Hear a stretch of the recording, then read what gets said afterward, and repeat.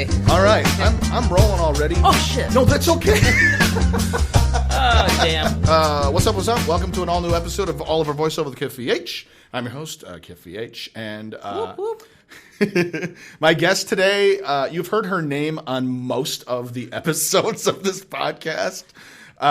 She is my friend, my agent, and I'll let her tell you more about herself in our conversation. Please welcome the lovely, the talented Pat Brady. Pat. Thank you, Kif. It's a joy to be at my office. Thank you for accommodating me by bringing in your equipment here at CESD, Cunningham, Escott, Slevin, and Doherty. And my name is Pat Brady, Joel's. I'll put Bob's name in there, but professionally I'm Pat Brady. I have been an agent 39 years. I started off as a voiceover agent, and then I went to be an on-camera commercial agent for the longest while. Oh, man. And then I stopped for a little while and became a personal manager.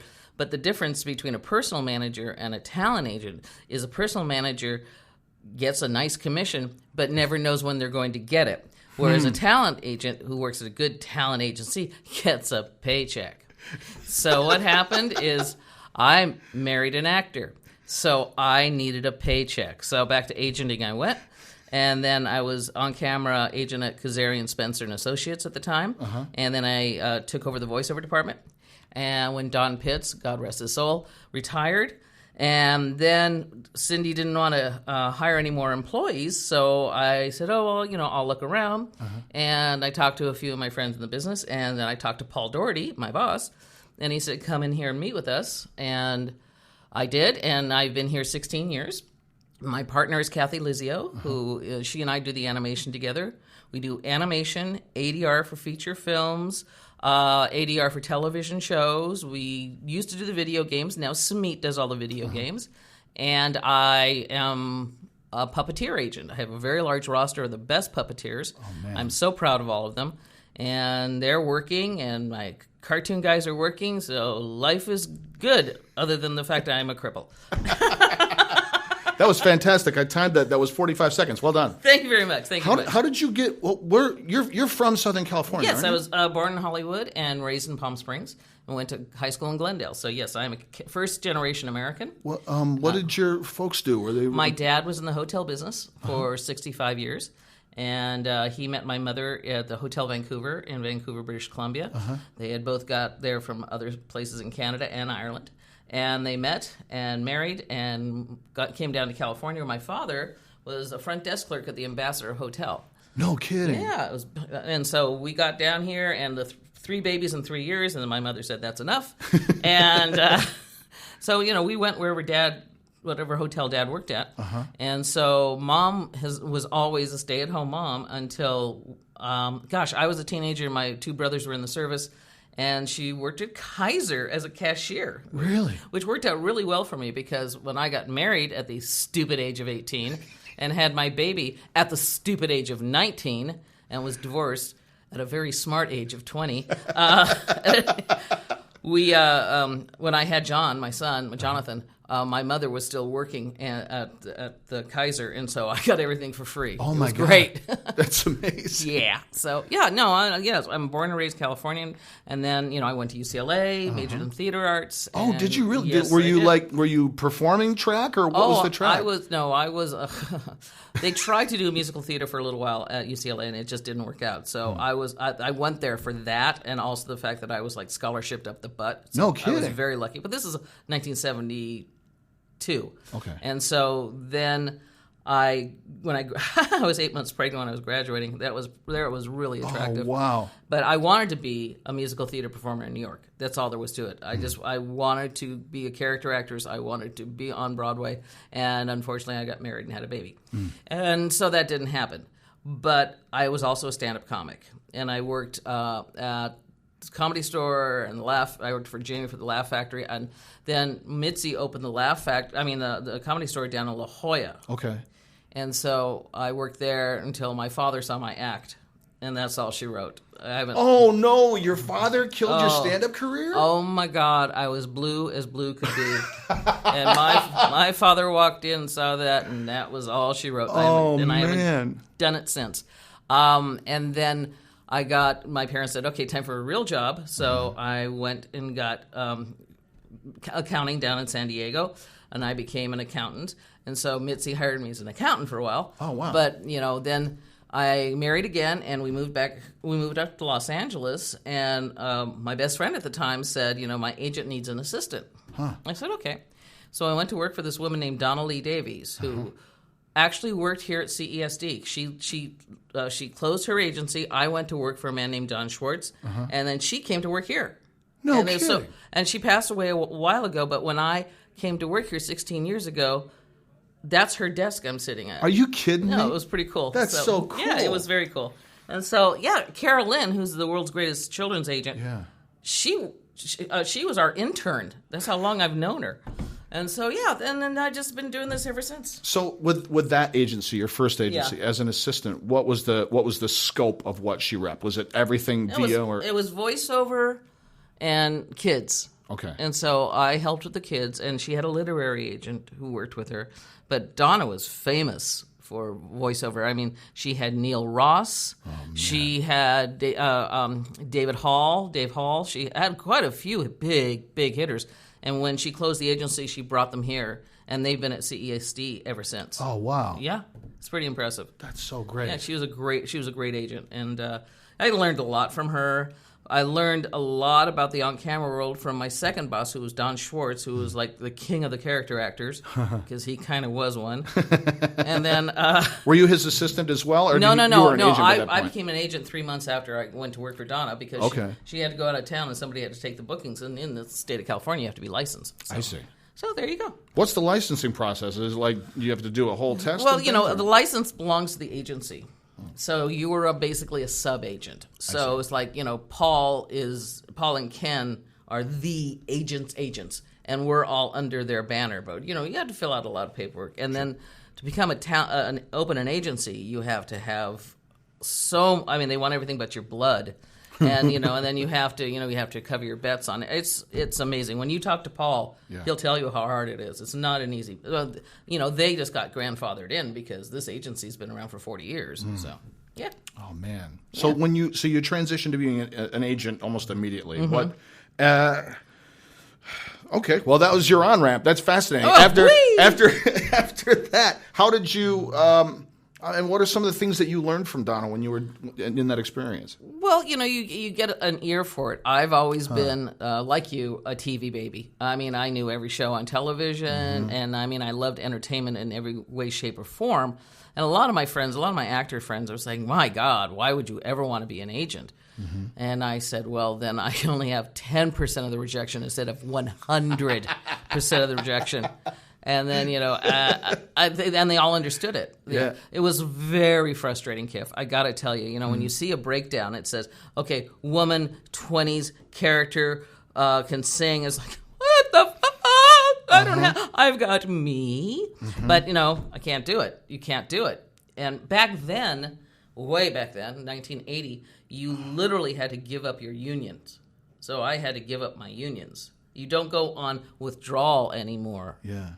No. Yeah, there was no such thing as withdrawal back then. You just you're you forced gave it to up. make that choice right there. I made that choice, and I'm glad I did. And talent agents, unless they're in a small situation, very boutiquey, and they get a minimal amount as a paycheck, and then they live off their commissions. Yeah. Well, whereas you have an agency this size, the commissions, it's a great big pool of it. So that's a significant difference. If you're starting a thing or running with a smaller pool, then it's just so you're hard. scraping by. It's so hard, and actors. It's funny. There's so many small agencies that just bust their ass, and then they get one guy who will hit big. And it's so rare that one guy will stay with that agent. It's so sad. And it's so rare. The only one I really know about is Jack Nicholson has stayed with Sandy Bressler since day one. Really? Yeah.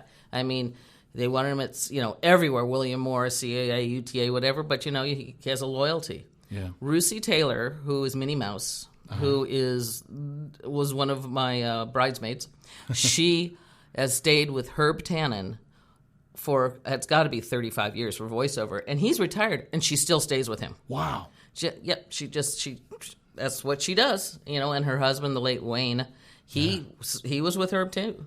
Some people have a loyalty to their agents, and I'm very lucky, knock on wood.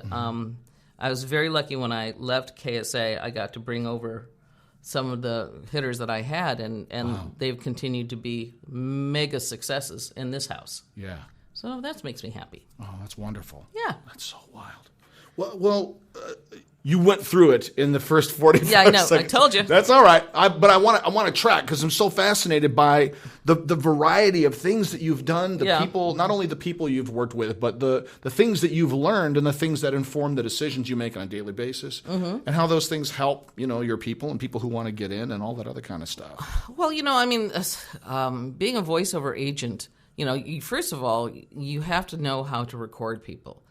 When I learned how to do that when I was at Donnelly Davies, we worked with reels, like big old reels on big old machines. Like the big tape. Big recorders, tape. Yeah. Oh, my gosh. And, seriously, you can see the cuts. You'll know a professional agent who started in the 80s by the cuts on their hands. I have scars all over my little fingers because, you cut it with a razor blade and then you put it back together again. Yeah. You learned how to do it there, and then by the time I went back to being a voiceover agent at Kazarian Spencer, we were on to cassettes. Okay. So we did cassettes, and then you send the cassette out to your buyers, or you send their demo cassettes. We had a wall. I think Paul grabbed some before he left, because he was there before me. Grab the cassettes because they're just hysterical. And then we went on to CDs, and everybody had the special artwork and the whole bit. And now, thank God, it's all online. It's all online. So you guys are so lucky, money wise. Oh my God! Because I remember, I think Paul Doherty started this massive mail out to all the ad agencies with the actors' CDs. Yes, it was brilliant. It was brilliant. I mean, knocked all the little agents out of the water. It was just, just by putting CDs in the hands of the buyers, so they don't have to keep requesting.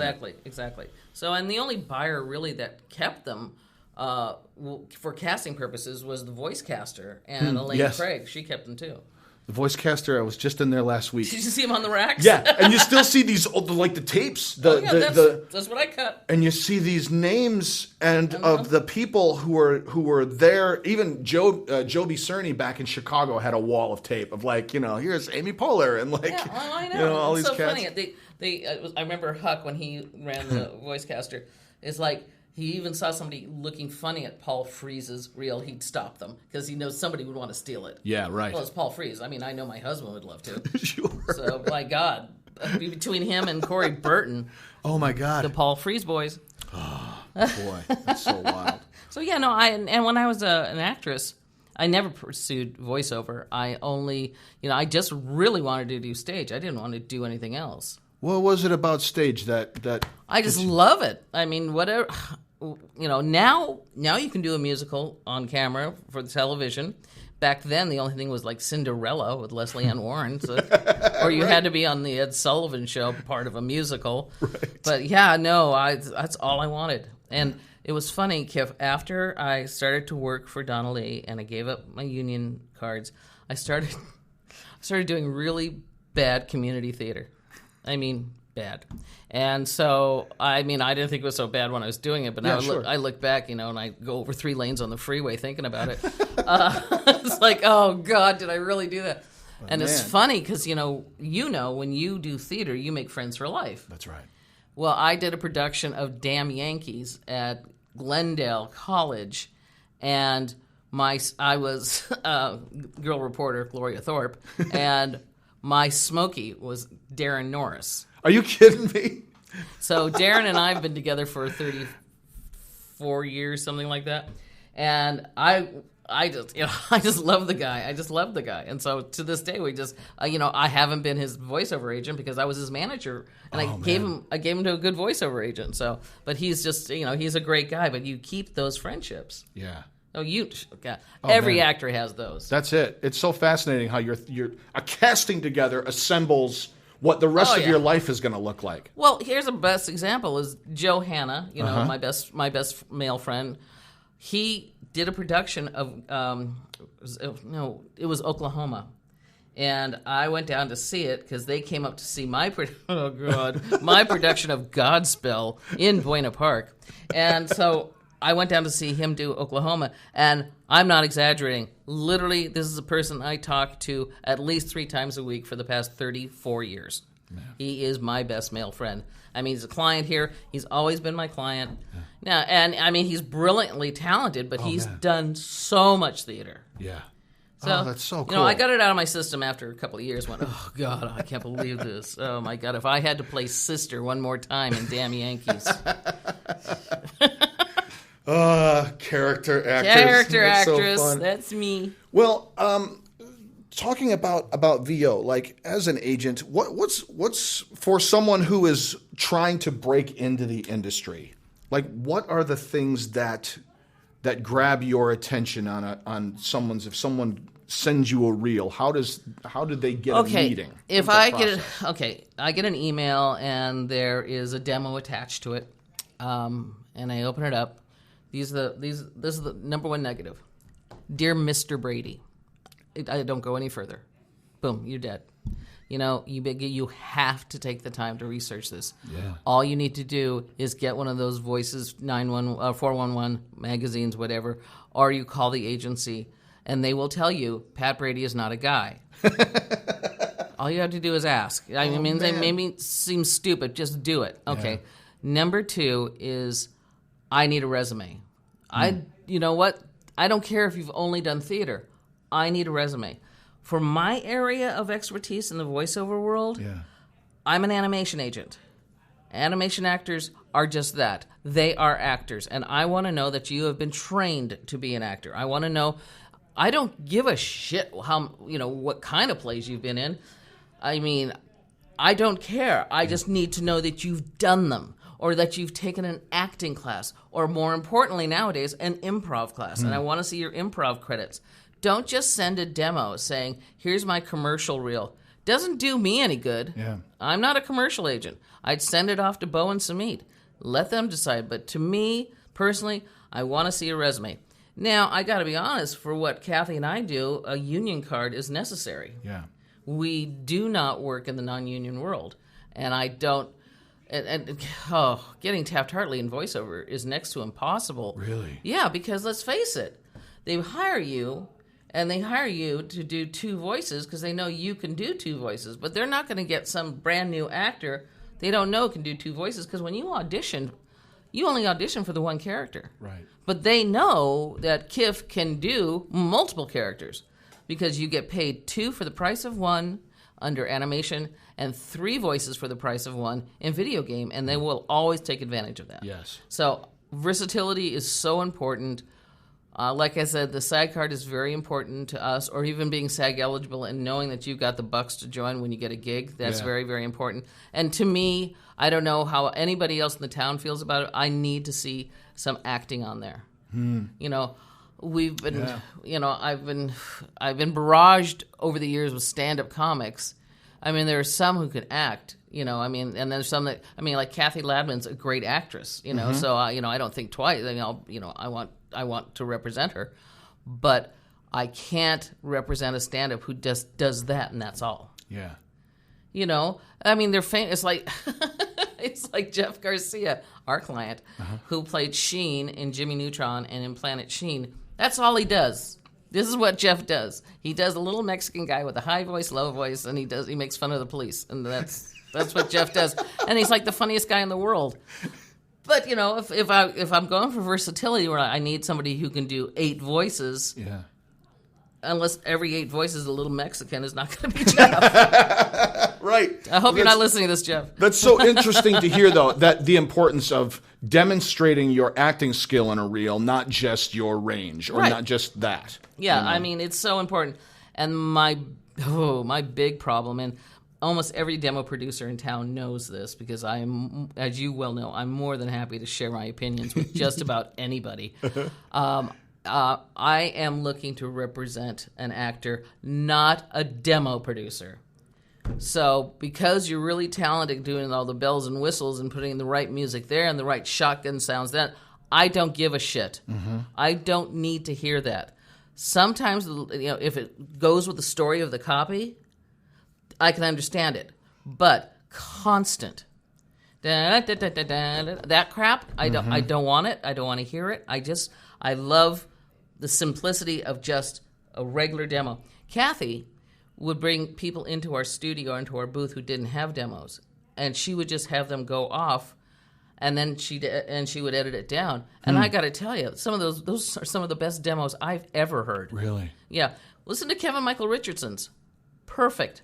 She did it in the booth. It's like the woman amazes me. So. That's so awesome.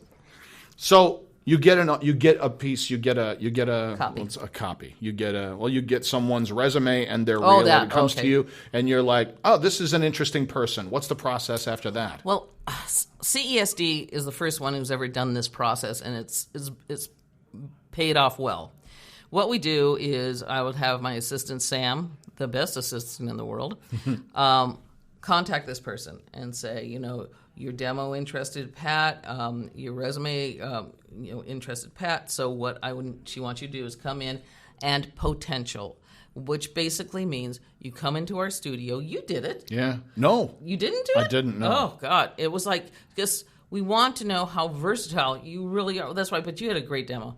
How versatile you really are. Yeah. And so we will bring that person into the studio. Scott Forbes or Patrick, our amazing directors, will pull copy for your age range, your ethnicity, all that crap, and say, come in here and do this. So you'll read regular animation. But the one thing that Kathy and I really, really love is have somebody come in and do a myriad of voices, even in an improv situation. Yeah.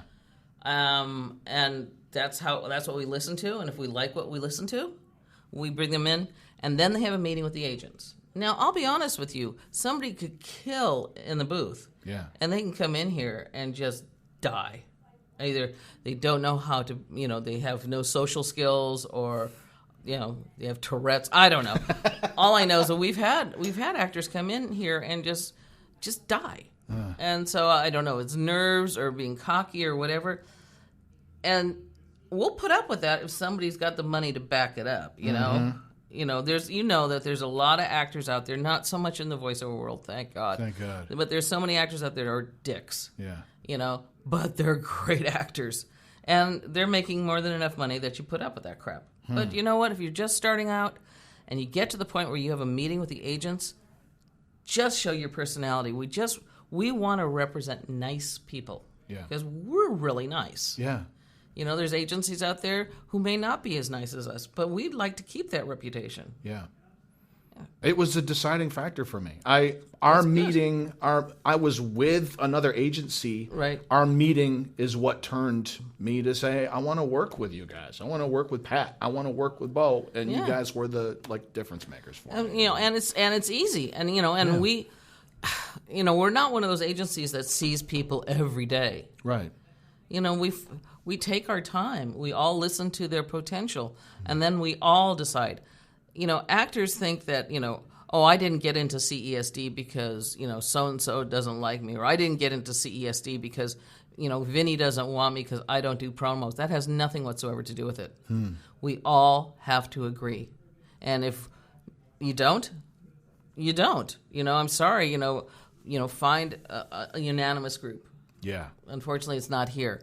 Those are rare, because by the time we're going to set up the meeting, we kind of know we want you. Yeah. And, unless you screw up the meeting, I think, it's a fait accompli. Yeah. But as an actor, too, don't you want everybody to be fans of yours? Of course you do. You would think. You would think. You would think. Yeah. I mean, there was an actor the other day who came in, and he was just...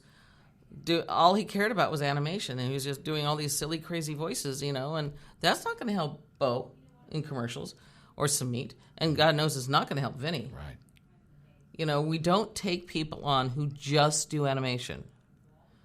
There are people who just do commercials just because animation is just not their bailiwick. But there's some people who do animation that are not as commercially viable as, say, you're very commercially viable because you can be silly, but you have a great announcer's voice too.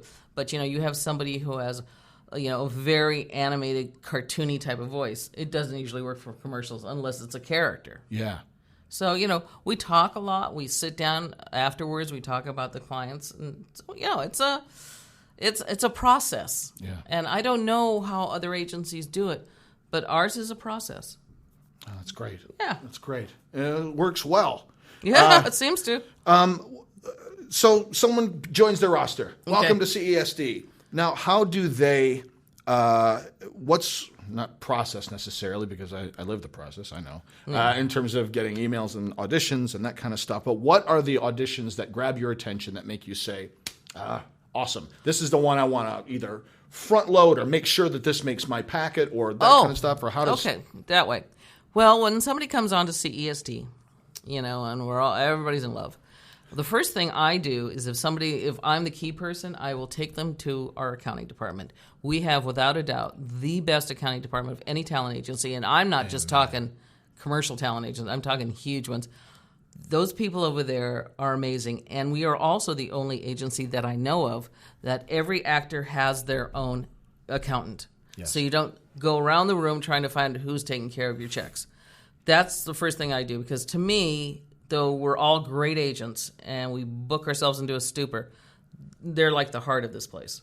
Yeah. So then after that, I see a breakdown. Okay, and my priorities are always pilots. Always pilots. Get on a pilot, and that pilot gets picked up, you're set. You're set. And so the way we do things, and most agencies do it this way. I think SBV is different, but we split the town by buyers. Kathy has Warner Brothers. I have Disney. Kathy has Nickelodeon. I have Cartoon Network. Kathy has Sony. I have Fox. And so we do it that way. Sometimes we share buyers who are freelance casting directors who happen to work both for Disney and for Nickelodeon or whatever that. Like a Wes Gleason sort of like a Wes Gleason sort of thing, or a Ginny McSwain. Yeah, like Ginny would cast for Warner Brothers, and she'd also cast for Disney, direct for Disney, so she knows who she wants. So it's always different. Gotcha. But so we share buyers like that, and a pilot comes out, especially a Disney pilot. Hallelujah. But the thing is, you're very much aware of this, the Disney casting situation, they've got like 6 casting directors who are full-time employees because they have multiple shows running. And so they are very, very judicious about how many people they want to hear. So they say, please submit your top 5. Well, I will have 25 guys come in and read. And then I get to cull. And I'm not going to throw in my guarantee guys every time. If they want Fred and Fred audition for it, they love Fred, they want Fred, I'm not going to put Fred's in when I can put somebody else's in and say, and on the side I'll say, number 6, I go, oh, and here's Fred's. Because I know right. I know they're going to listen to Fred. I know they're going to listen to Kevin. Right. But I want to be able to squeak people in too. Yeah. So I always put that on a separate page, and it has served me well so far. But yeah, it's and being new in voiceover for animation, it's an uphill battle. Yeah. But being old in animation is an uphill battle too. There's guys out there who were huge hits in the 80s and 90s. Yeah.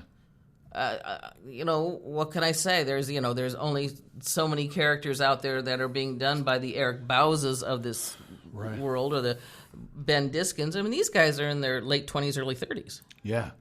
But they're so good. They're so good. Yeah. And so versatile. And there's, Bauza can do everybody. If it was, Bauza is like a reincarnation of Mel Blanc. It's insane. I know. I love Eric. He's with SBV. I love Bob Bergen, and he's with Atlas.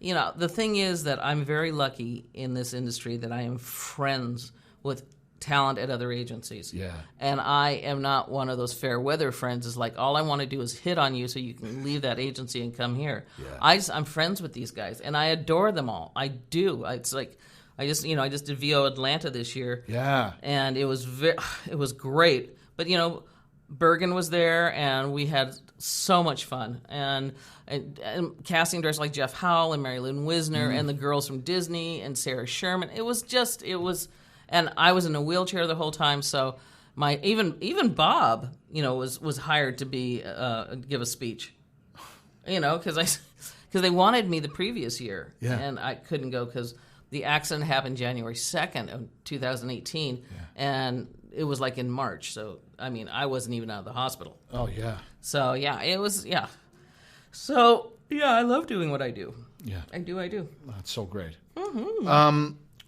What are the auditions or the things that people send you in the context of trying to make your top 5 that grab your ear? Oh, well, you need to concentrate on the actual breakdown of the character. Our booth directors are great at that. As you well know, there's some actors that are out there who are just like, okay, well, I'm just going to read this, and without reading the intricacy of the character.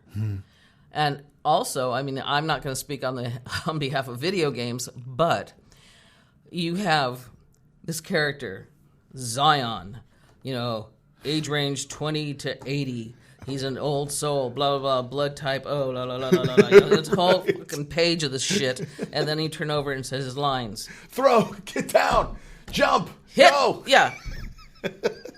I'll hit you with my sword. Like, seriously, dude? I know you're the father of 3. And your wife had a tubal ligation, but I only have 2 lines to speak. Okay, so that's what video games do, which drives me nuts.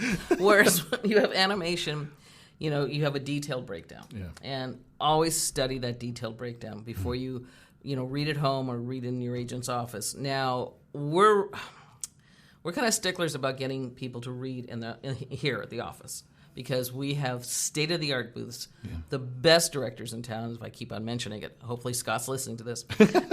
It's amazing, the difference. Unless somebody is skilled like you are at working your own booth and doing your own editing, you're not going to get the job. If you give me a bad read, okay, say...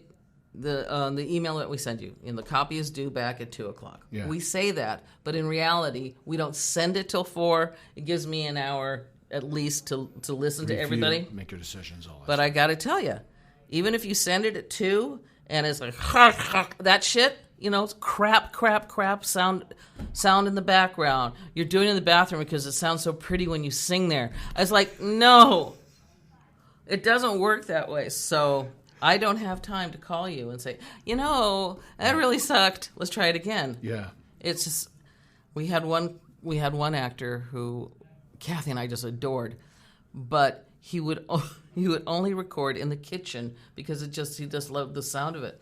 And it's a bill, you can't do that. Either come in or, build a booth. And he was so insulted, he just, I'll go someplace else. Well, you do that. That's just the way it is. Yeah. Yeah. So, it's just, if you plan to direct yourself and edit yourself, you better be really good at it. Yeah. Well, there you go. Fountain of information. There it is. Sometimes. Who just keeps spewing. No, it's wonderful. And sometimes it's one of the things I'm learning when we're having a conversation, it takes a second to process. There's so much. There's so much, Pat. I know. And that's really, really, I think, valuable and important to hear, because people get because this technology exists, now I'll just send my thing, and it's so easy and convenient. And it's like, yeah, but even sound quality alone, if you're recording on your cell phone in your car versus a guy who's recording on his booth, on his Neumann, or over here with Scott or Patrick, you're going to get your lunch eaten. Yeah, the thing is, to be honest with you, if you cannot record in a regular studio, or if you cannot record in a setup like you've got, do your iPhone in the car. I'm not kidding you. Vanessa Marshall, who's one of our top bookers, she booked a massive gig doing it on her phone because it wherever you are, time is of the essence. Yes. With animation, we give you a little more wiggle room. Yeah. But especially with Vinny,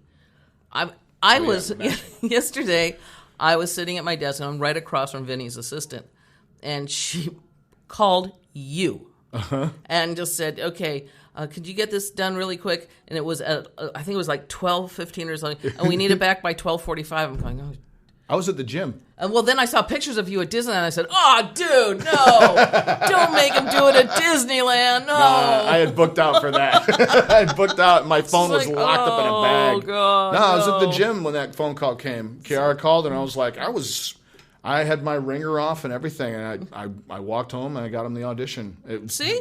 That's it. I mean, this Mike, you called me. I was finishing a shift at Disneyland, and you were like, "You got a British accent?" I said, "Yeah." You're like, "Great, send it to me as quick as you can." Yeah. So I plugged that mic into this recorder, and I recorded 4 dialects on a Shakespearean monologue, and next week I was working on Fallout. See, that's what happens. Yeah. It just you never know the timing when it comes to pilots, which of course is my priority. But I'm not knocking feature films either. Yeah. Feature films, everybody wants to be on a feature film because the residual pool can be amazing. But you will have celebrities who all want to do it, and they'll even the smaller parts they'll do for scale in a heartbeat for 2 reasons. My kid really loves these characters, or it's a slot machine of residuals. It never stops. Yeah. And getting into loop groups. Now, we don't do loop groups per se, but we do when a casting director, when a Barbara Harris or a Terry Douglas, call up and say, we need a certain type of voice, boom, we get that, and that you are in the residual pool of the feature film, which is a nice... See, there's that. And then the other side, I'm very lucky that I work with Walt Disney Imagineering, as you well know, and the fact that I can submit to Brian Nefsky along with other agents, and if I'm lucky, he'll pick 1 or 2 of my clients, and that you get paid a nice amount of money, but that's it. Yeah. But you're immortalized. You're immortalized. You are. Yeah. You're the auctioneer in the Pirates of the Caribbean, dude. I mean, that other one was there for, 50 years or something ridiculous like that. And on an album, and I'm there for the rest of it until bombs drop. Exactly. Like, it's surreal. Yeah. You know what? I'll be honest with you. I mean, I have been to Disneyland at least 3 times a year since the day it opened. It was my first birthday. I was a week before my first birthday, and my parents took us the day it opened. My mother's high heels got stuck in the asphalt. It's a very cute story, and I've got pictures. But... So I have gone at least 3 times a year since 1956. No, 55. 55. And so with me, it's a big deal. You'll go to Disneyland. I have a lot of fun. But now we go to Disneyland so we can hear Grand Bob on the train. My husband, Bob Joels, does the voice of the train conductor. He's the new train. It's not a new train. It's a new route at Disneyland. And it was like our grandson is like his proudest moment. It was the cutest thing I think I've ever seen. And so we go, and it's like when we go to Disneyland on the 21st to go to Star Wars, we will take the train as far as it'll take us because Grandma's in a wheelchair, and he can listen to Grand Bob do his thing. Uh-huh. So, and another cute thing is there's an audition for Big City Greens, which is the show that Bob plays Bill, the father on. Well, they're auditioning kids to play Bill as a young boy. Oh man! So we're having John, my son, bring Cameron in. Oh, that's awesome! So he's recording with Bob tomorrow. He's very excited. That's so awesome. I hope he gets it. If he doesn't, he doesn't. But that's another thing about this agency. I don't know if anybody else has mentioned it on the podcast, but Melissa Berger. Melissa Berger Brennan is, without a doubt, in my 39 years of being an agent, the best agent I have ever met. I'm not exaggerating. She is the voice agent for the youth, and she's also a theatrical agent. She's the one that got Darren Criss on Glee. Oh, wow. She is amazing. But the kids that she has for voiceover, they kill. They're wonderful. Yeah. I'm surprised your girl's not pursuing this. She's very into it, but she's even more into doing this part. Oh, the animation part. She's fascinated by both sides of it. Yeah. And she's like, and every time something comes down the pipe, she's like, studies, close the door, I'll record, and then close the door, and she's like, okay, I'm ready for you to come and listen. You're like, okay. Cute. Yeah, oh, it's my great. God. It's great. Now because if your child is well spoken and well read, which is so important, this is a great avenue for them especially if they live in Los Angeles. Yes. Whereas my family lives out in the desert. So to me, it was just an excuse so I can get hugs. So, yeah, no, Grandbob was like, come on. No, you can't have him back, Bob. He's mine. And we got a new dog, and he's just crazy about the dog. It's an adorable dog. Thank you very much. Yes, of course. Weasley is our king, is the name of our dog, and he is a Pomeranian with a big streak of orange down his back. So, and he's a demon from hell. Oh, man. Oh, he's driving Bob crazy. Oh, my God. I mean, oh, please. No, we got him because he's going to be an emotional support dog when he gets through with his training. So there's training to be an emotional support dog? Oh, yeah. Well, the thing is, I've been diagnosed with PTSD, and so what happens is when I'm triggered, I just go into a fugue state and I relive the accident. Oh, my God. Yeah, the whole thing. I mean, the pain, the sounds, the feel, everything. And so the quicker I can get out of it, the better it is. And so the doctor said, I recommend an emotional support dog. Yeah. The last dog we had was a basset hound. I really don't want that plopping on me. But so we got the little guy, and I had a good, healthy seizure a couple of weeks ago. And I was on the floor, and Weasley was right there. He has not had any training. He just naturally just started licking and scratching and just waking me up out of it. Wow. So I told Bob, I don't give a shit how much poop he has in the house. He saved my life. And he goes, oh, bullshit. He goes, I was going to be there in a minute. I was making you a drink. Come on, I would have been there in a minute. It's like having a sidekick for Bob. It's like Bob can be Batman, and then you've got Robin to come and help my out. Little Robin, my little Robin Weasley. Are you comfortable talking about the accident? Sure. Like, I mean, what happened? Yeah, I was on January 2nd, our first day back to work in the new year.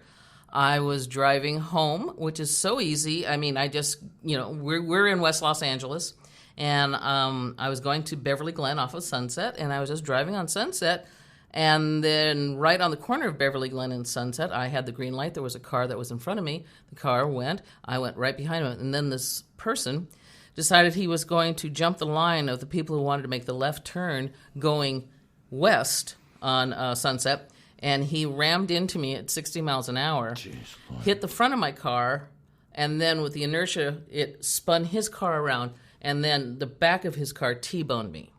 And I was by myself, thank God, and I felt the hit, obviously, the first one, and then when he came at me, I dove to the center of the car. And next thing you know, I hear this voice going, honey, honey, honey, honey, honey, honey. And I'm going, I thought it was like that kid from YouTube, Linda. It's going, what the what? Honey, are you married? Are you married? Now? I actually said that. I went, now? And he goes, no, husband's phone number. Husband. Oh, okay. So I gave him Bob's number. And then I went out. And the next thing I remember, I kind of opened my eyes and I knew I was in an ambulance. Okay. So I get to the hospital. I'm out. And in the interim, I was in the hospital for like 2 hours, and then they called Bob because Bob's like at home with dinner. What's going on? He had literally, I just talked to him on my fancy phone in my car, my non-touchable phone, 2 minutes before I got hit. And so when I woke up, I was in a room with, 20 people. I had a trauma team. I had an orthopedic trauma team. I had a heart team. What had happened was I broke both my arms, my humeruses on both my arms and my shoulder, broke both my legs, what's that big old long bone? Femur. Okay. Both my hips, which are attached to the femur bone, and then my ankle, this is the worst part, shot out of my foot. It was really gross. And then my knee was pulverized. So basically, it's metal now. I don't have much bone left, and which ended up shortening my legs. But the worst one was that I had 2 ribs that cracked, and one pierced my aorta. Jeez. So I was bleeding to death in the ambulance. And, 6 months later, Bob and I went, you saw that picture, Bob and I went over to the firemen. As a matter of fact, it was a year ago yesterday. Oh, wow. We went to the firemen to thank them and buy them all lunch for saving my life. And they said they literally had bets that I wasn't going to make it to the hospital. The hospital is less than a mile away. It was UCLA. So it's been horrific. Yeah. I was I was at home. Okay, I was in the hospital for 2 weeks, intensive care. Then I was in the hospital for a week, and then I went into rehabilitation for 4 months. And when I got home, I wanted to go back to work, but I couldn't physically do it. Yeah. So Paul had arranged for a computer to be sent to the house, and so I could work from home. So I worked from home until September, and then I came back in, and I was in the wheelchair because I was having a problem with one of my legs, and I fell, and I broke my leg. And so I had to go back in and have the whole operation done again on my left leg. And then, so basically it's been 8 operations in less than a year. And then Paul, like I said, Paul had set everything up at home, so I stayed home until I just came back here physically full time 2 months ago. Yeah. So, and it's hard. Oh, Kiff, it's a bitch. Because you see me, I can barely walk, but I have Sam, who is great, Joanne, who is the vice president of the company, who is an amazing woman. She runs the place basically, and she just told me, you work till you can't, and then go home, because even though I get horrible traffic, it's just easier for me to sit in my car for an hour than it is to sit at that desk. Yeah. So they've been very accommodating, and there were a lot of changes made in the company while I was gone, so I had to assimilate to that. But I'm just I'm full tilt. Yes, I was very lucky. I booked like a maniac when I was in bed. It's like, maybe I should stay in fucking bed. Yeah. It was surreal to like get auditions and things from you during that time, because it was this. I mean, obviously we're friends on Facebook. Right. We watched your progress and development with bated breath. It was so easy. You know what? I mean, some people were giving me shit about putting it on Facebook, but believe me, it took care of so many of my friends and my family. They were bugging the shit out of me. Of course. So, and that, and you're like, we don't want to. Bob's busy. Bob's trying to make you food and run errands and maintain his career. Yep. And so we're gonna you want to do, but you don't know how to do. So it's like, you'll do with your heart and all that. And I was very lucky. I had some wonderful, wonderful friends and clients who came to see me when I was in rehab. Came to the house. I mean, and then the companies who sent flowers and did things for me, and and then your union, though we fight like cats in a bag. They gave Bob a very generous Uber Eats card. Oh, just wow. call and order food. But he's been great. I'd be dead without him. He's a wonderful husband, a great actor, and a great grandfather. Not a great grandfather, but a really good grandfather. He's wonderful. I'm just so lucky, and he's on 2 series, so it's a wonderful thing. And when Disney starts paying their residuals, he'll be very happy. We're having a problem right now with Disney residuals. Really? Yeah, and I have no guilt talking about it in public.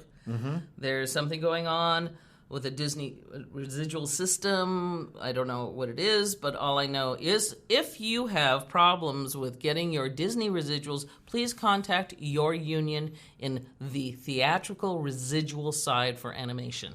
Okay. I gotta tell you, almost every one of my clients has put in a claim. Is that including feature too, or is it just television animation? It's just television. Okay. Yeah, it's horrible. It's horrible. And so, we're talking Mickey Mouse Clubhouse, Mickey Mouse Railroad, DuckTales, Big City Greens. Elena of Avalar. They're not paying their residuals. They're not paying the residuals. That they put in what we've been told is they put in a system that threw out all the information they originally had, so they've had to rebuild and rebuild and rebuild. Oh my God! I mean, they're wonderful people. Don't get me wrong. Yes, but Mama needs a new wheelchair. Bet you'll never hear that again. Oh, Pat, our time is coming to a close. I'm so grateful for the time that you took and for your candor and sharing all that. And sorry. No, one of the things that so many of my guests have said over the course of this run of the show has been some of their favorite Pat Brady phone calls.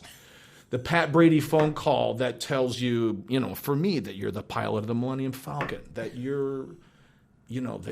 that you are a part of the Pirates of the Caribbean, and so many other people have been able to share that. No. So I just wanted to express. It's the best part. Yeah. It's the best part of being an agent, I gotta say. And the day that I don't care is the day I retire. But I mean, we all love to put out those phone calls, and I will never have an assistant do it for me. So there you go. Thank you, awesome. Kev. Yay. Thank you so much, Pat. If people want to follow you on social media, are you active in the social media world? I'm active. Just going to CESD on CESD Voices on Instagram is great because I'm on there. The whole office is on there. Awesome. So that's a good thing. I have an Instagram which I don't do shit for, but I am the queen of Facebook. But the thing is, I have like over 1,000 requests. It's like I don't know you. Yeah.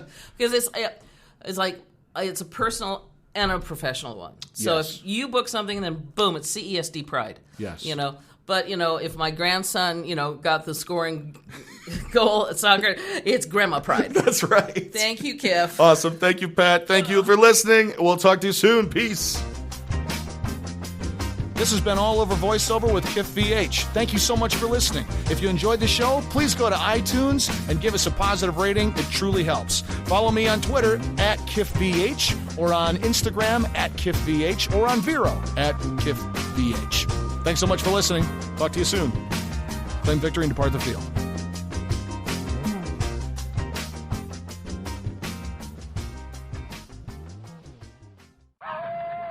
Werewolf?